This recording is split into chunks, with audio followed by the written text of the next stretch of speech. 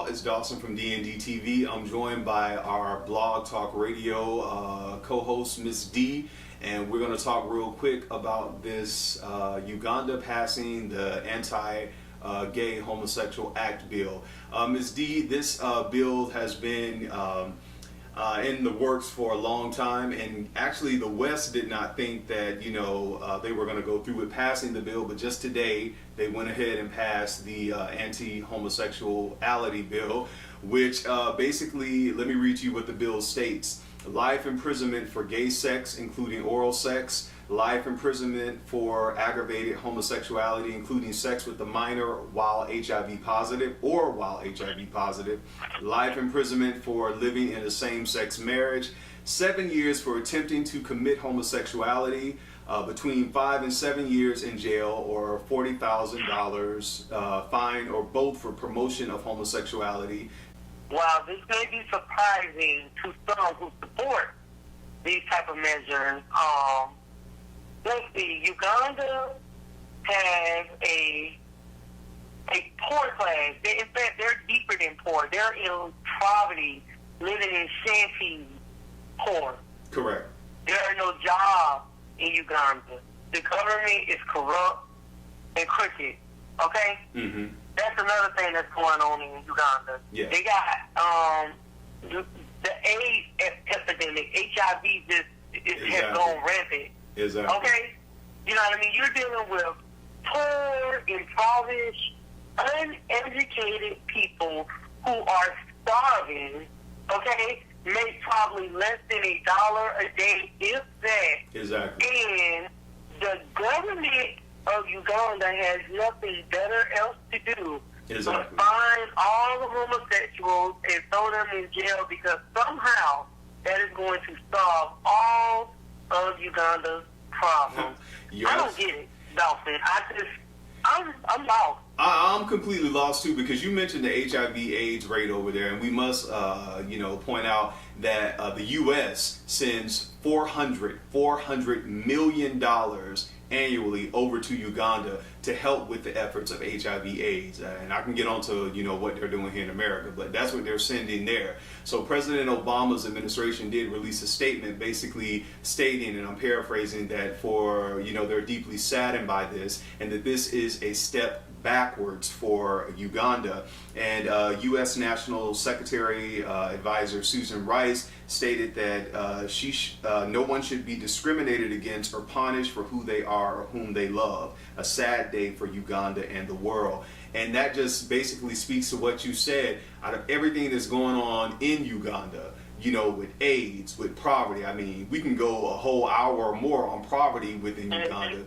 This is what they choose to deal with, because apparently the gay people, getting rid of this is going to solve all of the AIDS and the poverty that's there, and keeping women second class, because women there, you really have no voice.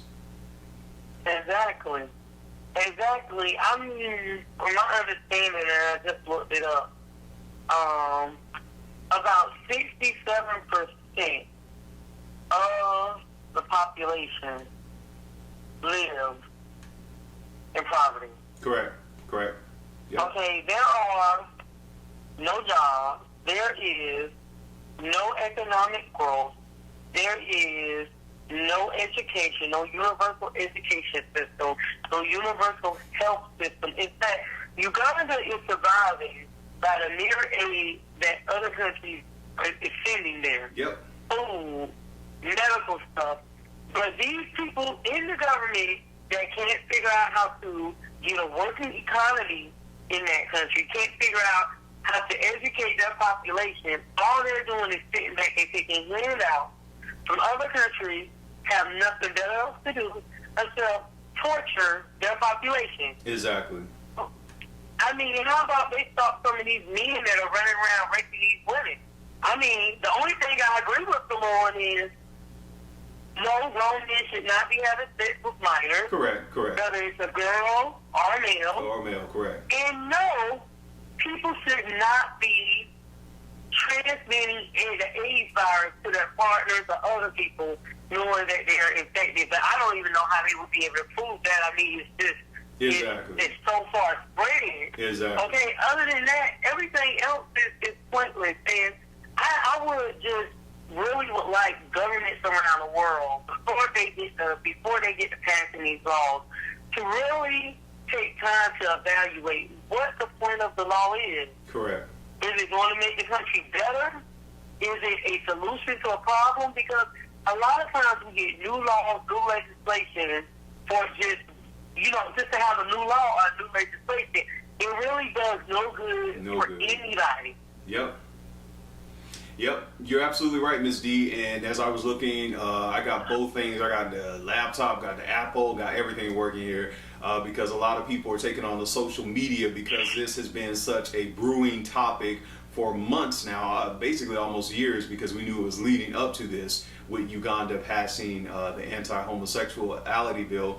But I also want to focus on what you said. I was able to be a guest on a popular blog talk radio show last night, Vibrate and Elevate, with Miss Z Marie and Miss Controversy. And on that show, we talked about in the Black church how they view, sexuality, period. But then we got on the topic of gays, homosexuality, transgender in the church, and basically how people go to those organizations. And most black churches, and I'm specifically talking about black churches here, don't agree with that. So these people sit up in those institutions knowing that they really I don't believe are going to change who they are, but they take that judgment, that punishment, almost that abuse, and then you expect these people to go out and feel happy about themselves, to live these so-called abundant life, or they tend to marry these people off and tell them that they could pray the gay away and that you're no longer gay, go get married, get in a heterosexual relationship, and then you end up messing up people's lives in that place, because why would a woman want a man who used to be gay? I know there are women who have done that and who are married to some, and that's their story and they're free to share it and do whatever they want. But for most women, they don't want that. And for most men, well, some men might want a lesbian wife. I can't go there. So,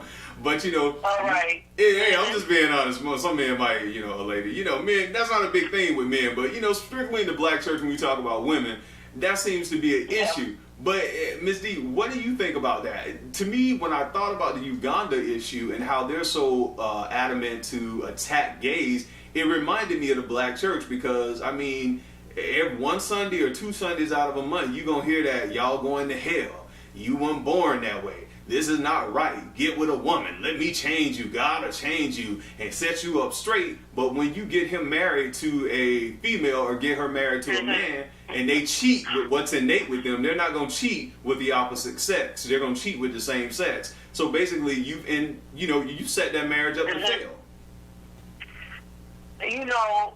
Let's focus on a key point. God can change you.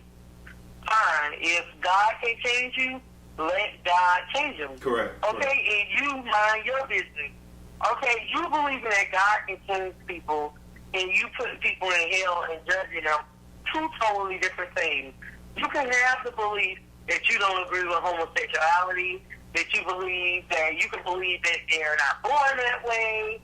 But if you truly believe that God is the miracle worker that he is, that I personally believe he is, and that he can change things, well, let him change it. If that's what he wants to do. Okay, God is the all-universal power, and I really think that's one of the biggest problems we have in society. Everybody is or wants to be and play God. They know God's mind. They know God's heart. Exactly. They know what God is going to say to you. And I just find it very interesting that they keep pointing their fingers, condemning people over and over and over again. Okay? But at the same time, God will change you. Well, let God do it. God knows what he's doing, and he'll do what he wants to do when he gets ready to do it. Correct. I remember, Ms. D, during Nelson Mandela's memorial service, President Obama stated something during that, and I wanted to basically talk about that when he talked to South Africa about differences. He stated in his that long speech that he did at the memorial service, he said, around the world today, men and women are still imprisoned for their political beliefs and are still persecuted for what they look like and how they worship and who they love. This is happening today.